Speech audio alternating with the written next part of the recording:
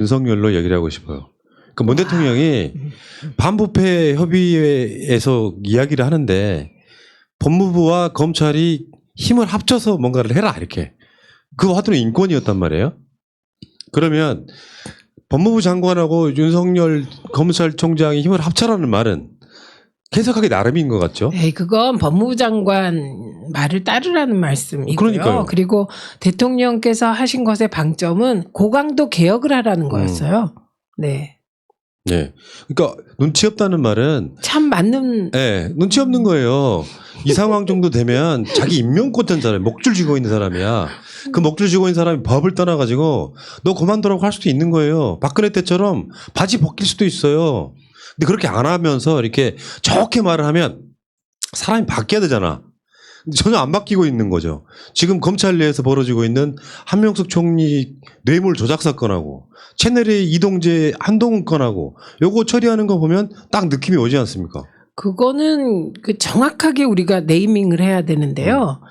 유시민 죽여서 그 총선에서 미통당 이기게 하기 위한 의도의 공작 미수 사건이라고 봐요. 저는. 그러니까 그걸 유시민 죽이기, 검언 유착 사건, 뭐 최소한 기도 사건, 예, 이렇게 네이밍이 돼야 될 것 같은데 유시민 죽이기가 빠지면 빠지고 검언 유착은 수단만 얘기한 거라 예. 목표는 유시민을 죽여서 진보 개혁 세력의 총선에 악영향을 주자는 의도라고 저는 생각해요. 예. 그러니까 지금 뭐 이따가 다시 그런 얘기 나오겠습니다만, 네, 네. 검찰총장의 무슨 뭐 수사에 어쩌고저쩌고 영향을 끼치고 뭐 이런 이야기를 하면 저는 그런 문제가 일단 중요한 게 아니고요. 내 생각은 그렇습니다. 역대 윤석열 같은 검찰총장이 있었을까요? 법무부의 수사 지휘권을 발동하고 거기에 쿠데타처럼 항명을 하고 이런 상황에 있어서 대개 100% 검찰총장들은 항명하는 순간 자기 스스로 사퇴를 하는 것이 맞죠. 그러니까 이분은 사퇴 안 하면서 버티는데 그 이유를 좀 이제 우리가 그걸 찾아봐야죠. 그 왜 그럴까를. 네. 어떻게 생각하세요? 그러니까 이 부분이 저도 미스테리예요. 그러니까 왜냐하면 대개는 이번에 한명숙 총리 건 좀 이따 얘기할 것인가요? 네. 그 한명숙 총리 말하자면 죽이기, 뇌물 조작, 위증 모해 사건이잖아요. 이게 얘기하자면. 위증 모해 예. 엄청 크다. 그렇죠. 저는 그런 걸 상상이 안 되는 사건이잖아요. 어느 영화에서나 본법직한 그런 사건을 한 건데 그거 하나 한쪽에 있고 다른 한쪽에는 한동훈 지검 차장 사건이 있단 말이죠.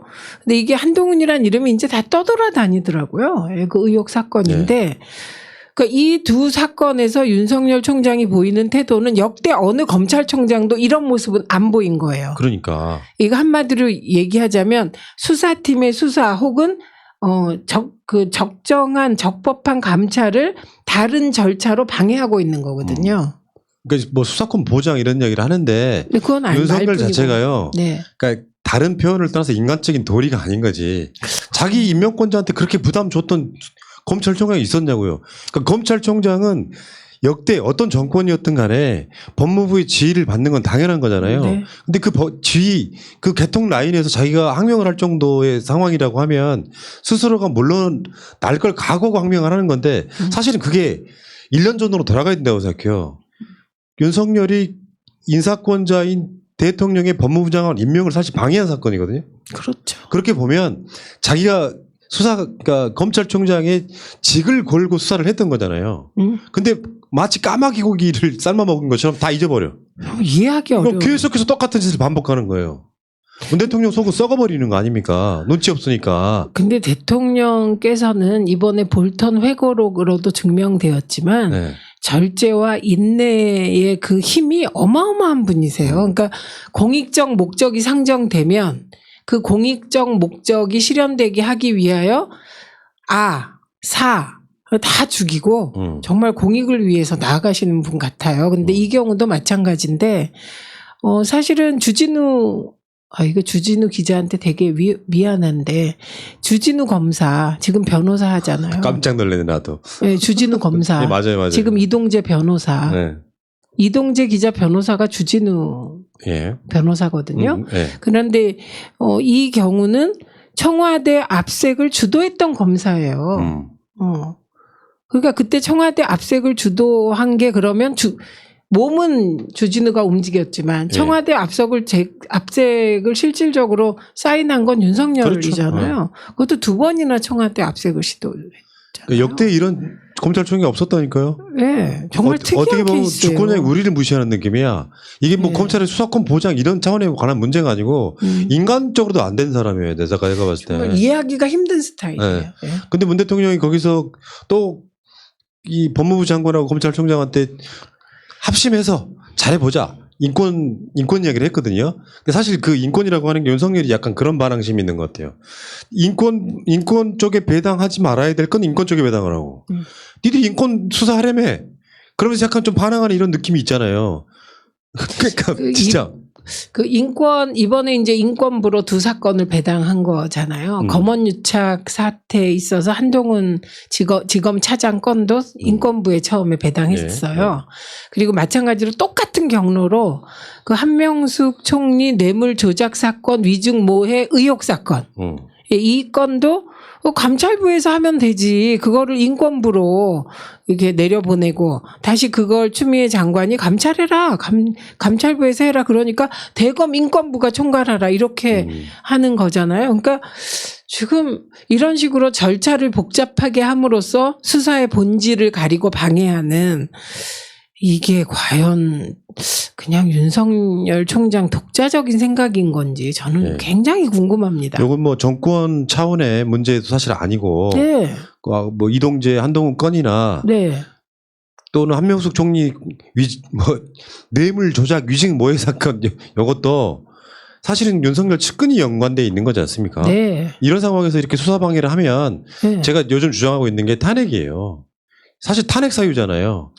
저는 탄핵 사유라고 생각합니다. 근데 중요한 거는 제가 아까 이게 그 독자적으로 이런 행동을 할 수 있냐. 비빌언덕이 있을 때 하는 거잖아요. 그 비빌언덕이 뭐냐 하는 게 저희가 요즘 궁금해진 거예요. 근데 보니까 그 미래통합당 의원이 그 검찰총장에 대한 법무부 장관의 지휘권을 박탈하는 법안을 조수진. 네, 그거 발의했더라고요. 네. 그리고 이동재 기자가 그 녹취록 보면 노골적으로 총선 때 야당이 과반 이상 할 거고 친문은 뭐 흔적도 없이 사라질 거다 뭐 이런 요지의 얘기를 하더라고요. 이게 되게 정치적으로 이렇게 그 의심할 만한 합리적 의심을 가질 만한 그런 뭔가 그 느낌이 듭니다. 이상합니다. 찌질하다고 해야 되는지 사악하다고 해야 되는지는 모르겠는데 지금 그 자리를 지키지 않으면 상당 부분 자기가 뭔가 몰릴 거라는 자유한국당 쪽의 생각은 이게 윤석열 수사 공수처 뭐 이런 쪽 몰고 가던데 사실은 윤석열 입장에서는 뭐 장모라든지 뭐 본인의 처라든지 또는 측근들이라든지 이런 그 자기 주위 사람들을 지키는 정도로 직을 유지하는 게 아닌가 이런 생각도 해봤어요. 그래서 이제 그런 생각이 우리 쪽에선 그런 생각을 잘 안 해요. 뭔가 공익적인 목적이 있겠지 뭐 이렇게 생각하잖아요. 근데 조국 장관 관련하여 토론회를 할 때 그 미래통합당 쪽 보수 패널이 조국 전 장관이 저렇게 이런 상황에서 장관직을 하려는 게 재산 지키려고 그러는 거다. 뭐 눈에 뭐만 보이는 현상. 그런 식으로 얘기를 해서 제가 깜짝 놀란 거예요. 그런데 이제 그런 사고를 이번에 윤석열 총장의 이해하기 어려운 행태 이거에 대비해 보면 푸나님 말씀대로 뭔가 감추어야만 될 뭐가 있는 걸까라는 합리적 의심이 들죠. 문득 갑자기 오늘 조국 장관 영상이 하나 떴더라고요. 노래하는 거. 술 한 잔 먹었어 보니까. 나 근데 그 눈빛 보니까 너무 슬픈 거예요. 그게 나 같아 나. 한편으로 보면 그 표정이랄까 이런 게 쾌한이 가득한 표정으로 노래를 부르는데 예전에 그 시위 그러니까 집회 현장에서는 홀로아리랑 그 느낌과도 굉장히 유사한 느낌이어서 아 이게 시간이 많이 지난 뒤에라도 많은 사람들이 조국은 정말 깨끗한 사람이었구나 나는 그런 소리를 듣게끔 하고 싶은 그 우리 뒤에 바로 뒤에 있는 사진 같은 경우도 그런 경우잖아요. 되게 마음이 짠하더라 이런 생각이 들었습니다. 자 어쨌건 윤석열은 지금 측근을 감싸려다가 사실은 검찰에는 윤석열 측근들만 있는 게 아니죠. 그렇죠. 게다가 당장 대검 감찰부장은 외부인이 들어간 거예요. 판사 출신 한동수 네, 감찰부장입니다. 그런데 이게 한동훈, 한동수 그래서 무슨 사촌이냐 뭐 이러시는데 전혀 관계 없는 분. 한명숙부터 시작해가지고 왜 이렇게 한씨가 요즘. 그때 한씨가 5명이나 등장. 그러네요. 네. 자, 어쨌든 자기 측근을 감싸는 상황. 이거는 이거 노골적으로. 네. 저는 이렇게 노골적으로 측근을 감싸는 경우를 본 적이 없습니다. 있네요. 민경욱 전 의원 공천. 네네. 그때 호떡 공천 얘기 나왔을 때. 그러니까 그게 미덕인가 봐요. 예. 저쪽에서는 좀 미덕인가 봐요. 제가 요새 이제 페북에 의리가 없으면 인간도 아니다, 사람도 아니다. 이 박근혜 전 대통령 말인데 그 말이 참 옳잖아요. 네. 그런 걸 쓰니까 어떤 분이 의리하면 장세동이래. 그래서 제가 장세동은 전두환에 대한 의리를 지켰을지 모르지만 국민과 민주주의에 대해서는 배반자잖아요. 그랬거든요. 그러니까 그런 식의 의리. 전두환과 장세동, 황교안과 민경욱, 윤석열 총장과 한동훈, 이 의리, 예. 뭐 그런 것이 아닌가 싶을 정도입니다. 그러니까 윤석열이 비열한 건요. 그러니까 이런 결정을 혼자 하지 않고 뭔가 이렇게 토론하는 느낌을 주기 위해서 대검의 5명의 부장들을 모아서 회의를 합니다. 그래놓고 그 결정은 그 회의가 한 것처럼 하고 자기 뜻을 밀어붙이는 방식. 그러니까 그 회의에서요, 아주 그 대검 그 검사들이 부장들이 합리적인 의견을 제시해요. 일단 수사자문단을 꾸리려면 수사가 끝나야지. 지금 중앙지검 형사부 검사들이 수사를 하고 있는데 지금 왜 이런 얘기를 하냐. 게다가 이 사안은 그 수사자문단이 꾸려질 사안이 아니라고 얘기를 해요. 이건 지금 하면 또 오해받을 수 있다 이런 얘기. 정말 지극히 상식적인 얘기들이 오가더라고요. 거기서. 그래서 결국은 결론을 못 내요. 그 회의에서. 그런데 윤석열 총장 단독으로 결정하고 발표해버렸다는 거잖아요. 그러니까 이게 윤석열은요. 대표적인 내로남불이죠. 그러니까 이상해요. 그러니까 유재수 건에 대해서 감찰을 했는데 그 감찰 건에서 더 이상 민정수석실에 권한이 없으니 종료한 걸 가지고 네. 그거를 무슨 뭐라고 업무방해라 그랬었나요? 직권남용. 직권남용. 권리행사방해 말도 안 되는 걸 걸었다가 네. 지금 이런 상황이잖아요. 아래 검사들이 수사를 하려고 하니 그걸 막아버리는 거잖아요. 네. 더 심각한 거거든요. 근데 거기에 또 이상한 거는 그러면 그냥 나서서 수사 지휘를 하세요. 검찰총장이. 그러니까 나서지도 못해. 그럼 왜 안 나서냐고. 찌질해서. 아니 그리고 갑자기 이 수사에서 손 떼겠다 그래요. 손 떼라는 사람 아무도 없었어요. 그런데 손 떼겠다 그래요. 그러니까 사람들이 진짜 그 한동훈 그 차장하고는 엄청 가까운가 보다 이렇게 생각하지 않겠어요? 그래서 손을 떼겠다 그래서 왜 떼지? 그런데 알고 보니까 뛴 게 아니라 대검 부장들한테 지휘를 하게 하는 거예요. 공동으로. 그러니까. 이건 또 뭐냐고요. 자기가 책임 안 지려고. 이해가 안 가요. 비겁한 거예요. 내가 대장이라면요. 오히려 그만둘 때 그만두더라도 부하들한테 손에 그걸 묻히게 하는 이상한 사람이에요. 보니까. 아니 그래서 결정적으로 이동재 기자의 경우는 쟤는 또 이 얘기를 해야죠.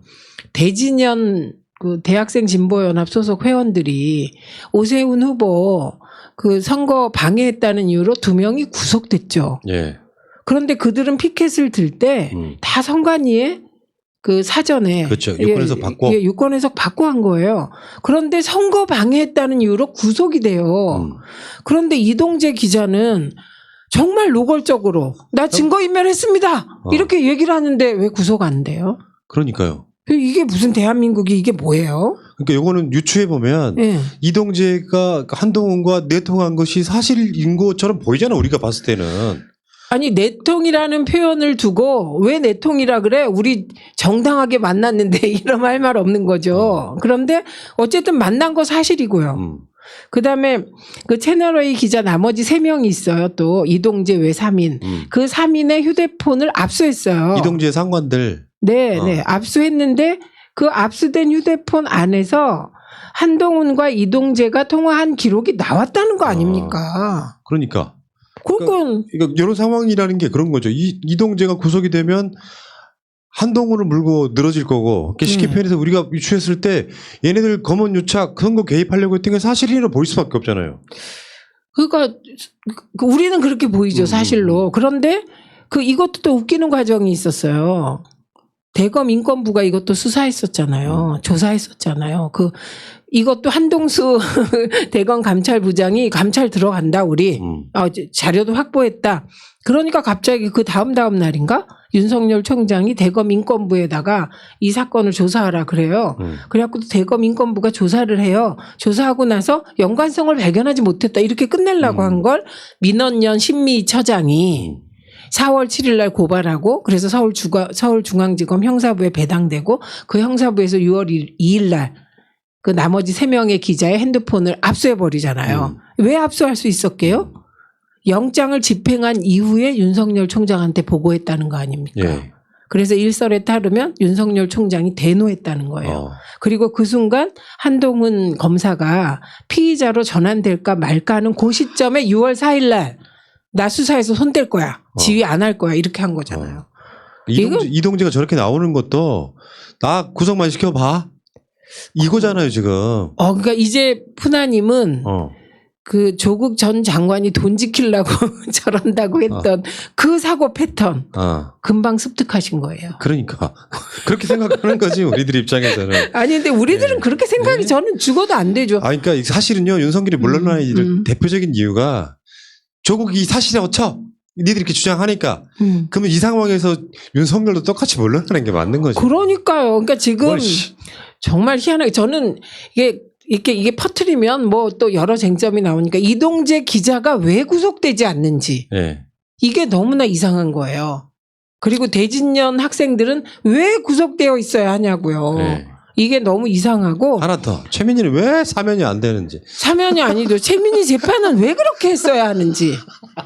왜 저의 1심 판사는 노태선이어야 하는지, 2심 판사는 왜 차문호 판사여야 했는지, 3심은 왜 조희대 대법관이어야 했는지 그런 거죠. 야 진짜 해도 너무하잖아요. 그러니까요. 자 일단 그 이야기 여기까지 하시고 우리 찌질한 총장님, 저는 인간적으로 내가 그 윤석열 입장이라고 하면요 한번 지르고 물러납니다. 그리고 자리 연연하실까요? 그러니까 왜 안 물러? 그러니까 우리가 지금 이상한 게 다 이상하게 생각하는 게 왜 안 물러나실까? 이 정도면 보통 물러나잖아요. 물러나면서 그냥 한번 파장 한번 일으키고 그냥 끝 이렇게 되는 경우가. 그리고 뭐 그러고서 정치를 하든지 그럴 수 있는 것인데 왜 그럴까요? 자, 그 이야기 여기까지만 해요. 지킬 것이 있을 수 있다. 지금 시간을 너무 많이 잡아먹었어. 죄송해요. 윤석열 따위 때문에. 그런데 이게 너무 이상한 일이라 그래요.